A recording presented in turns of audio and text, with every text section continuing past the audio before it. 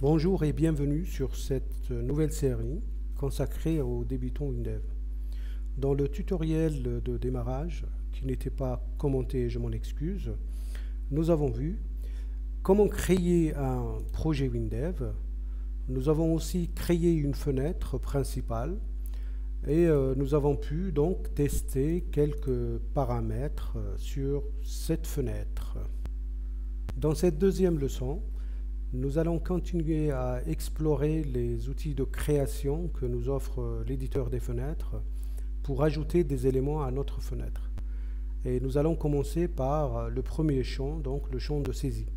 Il faut aller donc sur le ruban WinDev dans l'éditeur des fenêtres sur le volet création et vous cliquez sur la petite fléchette juste en dessous du champ saisie.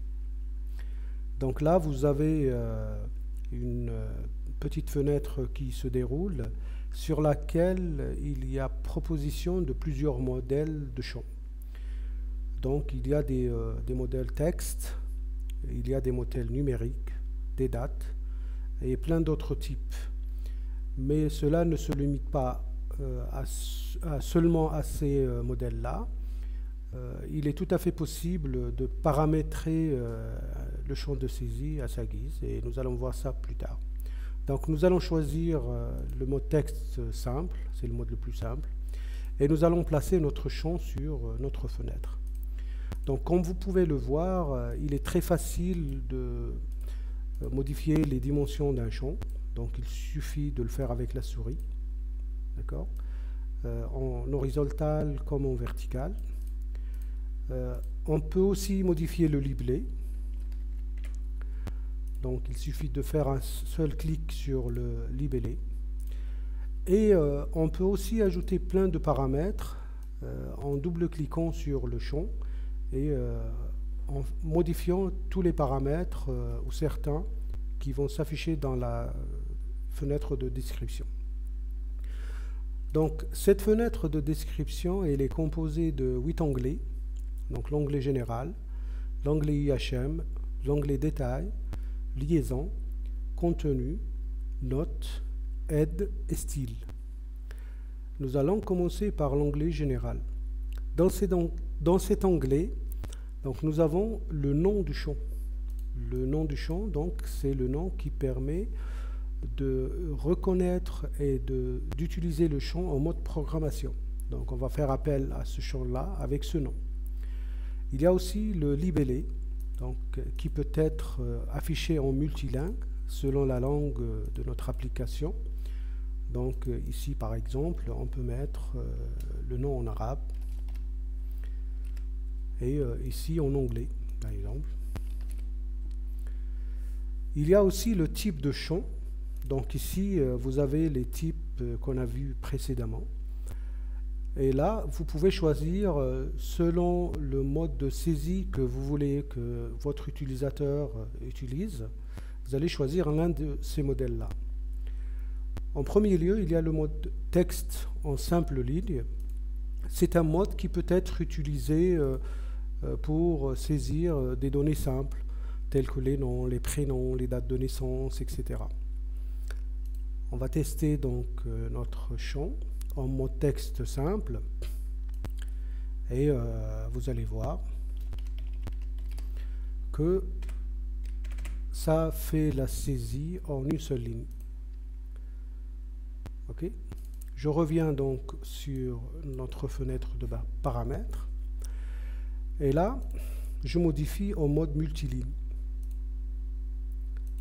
Je clique sur OK, j'agrandis un petit peu parce qu'en mode multiligne, il faut avoir plusieurs lignes. J'exécute ma fenêtre. Et là, je peux faire la saisie sur plusieurs lignes.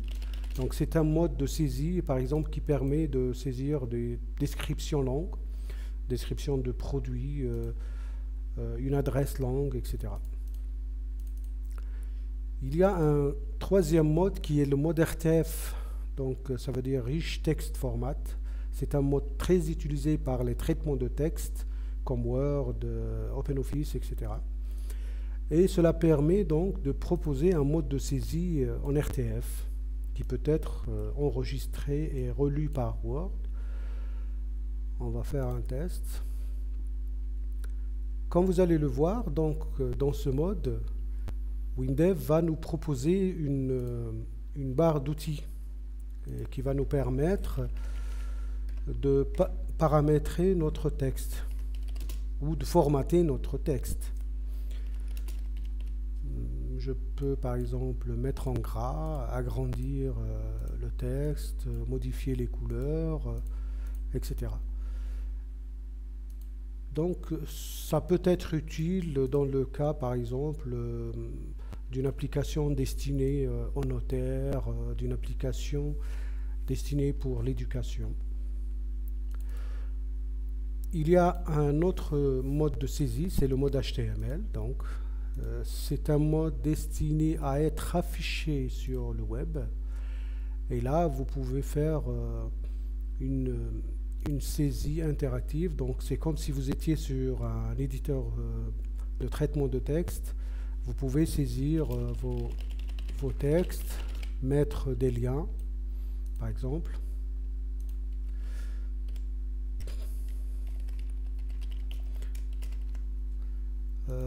Formater le texte, ajouter des images, etc. Et ce texte, il est destiné à être affiché sur un explorateur Internet. Il y a un autre mode, c'est le mode en mot de passe. Donc, c'est clair que ce que ça veut dire. Donc, si on veut, par exemple, créer une application avec un login ou un accès avec un mot de passe masqué, qui peut être affiché à partir de la version 18, donc c'est le mode idéal. Il y a le mode numérique, donc, qui permet de saisir des chiffres.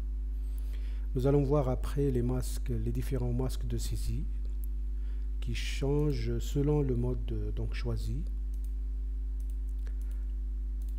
Il y a le mode monétaire qui permet donc de saisir des valeurs comptables avec ou sans devise. Il y a le mode monétaire plus euro qui permet donc de faire une saisie avec une conversion euro. Il y a le mode date qui permet de saisir des dates. Il y a le mode heure qui permet de saisir des heures. Et le mode durée qui permet donc de convertir notre saisie en durée.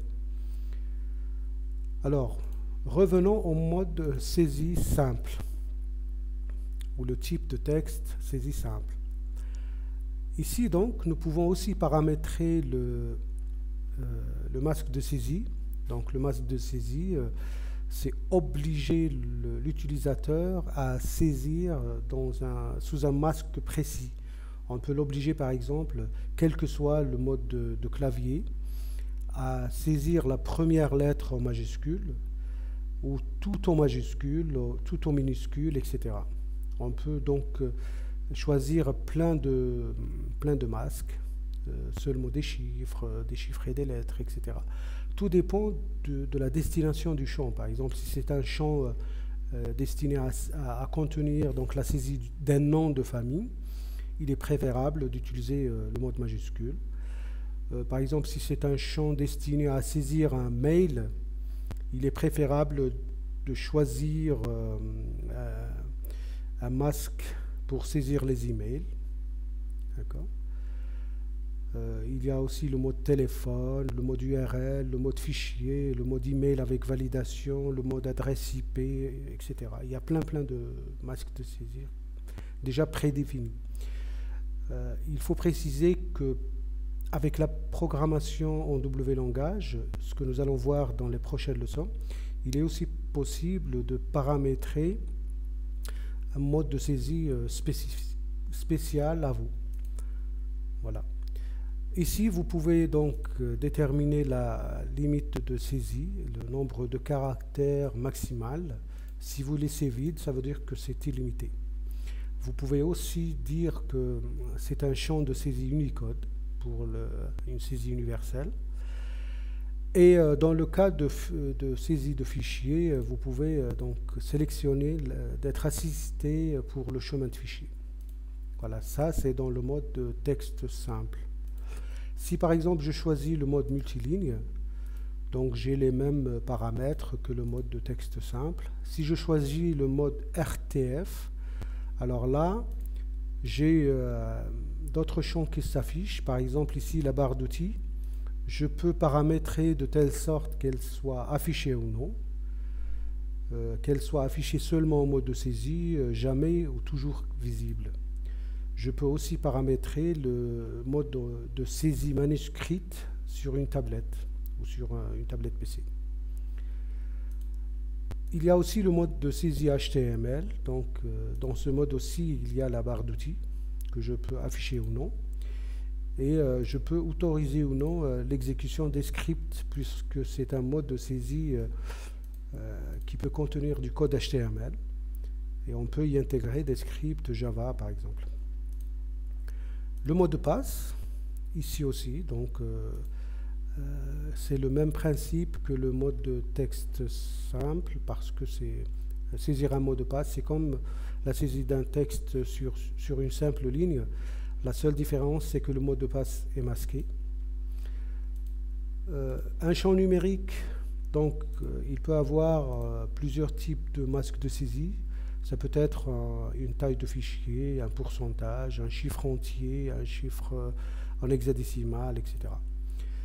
Et le masque d'affichage, parce qu'il y a un masque de saisie et un masque d'affichage qui peut être aussi défini lors de la création du champ. On peut aussi préciser la définition, donc la haute précision du chiffre. Donc on peut arriver à 38 chiffres significatifs. On peut aussi ajouter une calculatrice à notre champ en mode numérique.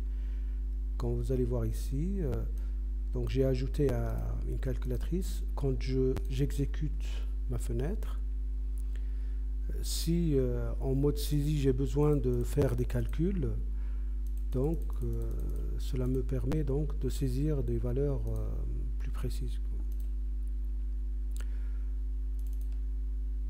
En mode monétaire, donc c'est la même chose, donc sauf que là il y a l'affichage de la devise, soit en masque de saisie ou en masque d'affichage, et la calculatrice y est aussi. Le mode monétaire euro aussi.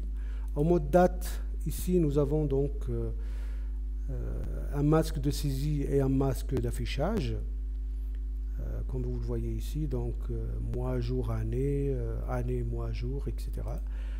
Et nous avons un masque d'affichage, qui est la même chose, et la valeur retournée. Donc là, ça va nous servir en mode programmation, quand on va programmer avec le W langage. Ici, donc, puisque c'est un champ date, on peut l'assister avec un bouton calendrier. Donc si je clique OK, vous allez voir qu'il y a une petite icône qui s'affiche ici et qui va me permettre de sélectionner une date sur un calendrier. Et ça permet d'avoir une saisie assistée. Je reviens. Il y a le mode durée. Là, je peux saisir des heures, minutes, secondes. Et il y a, le mode heure. Et il y a le mode durée qui permet donc de saisir une durée. Donc je vais saisir une valeur. Cette valeur va être convertie en durée. Donc 15 minutes, 52 secondes. Ici, c'est 6 heures, 46 minutes et 40 secondes. Donc, voilà pour l'onglet général. Dans le prochain tutoriel, nous allons voir d'autres paramètres. Je vous dis au revoir pour cette fois-ci.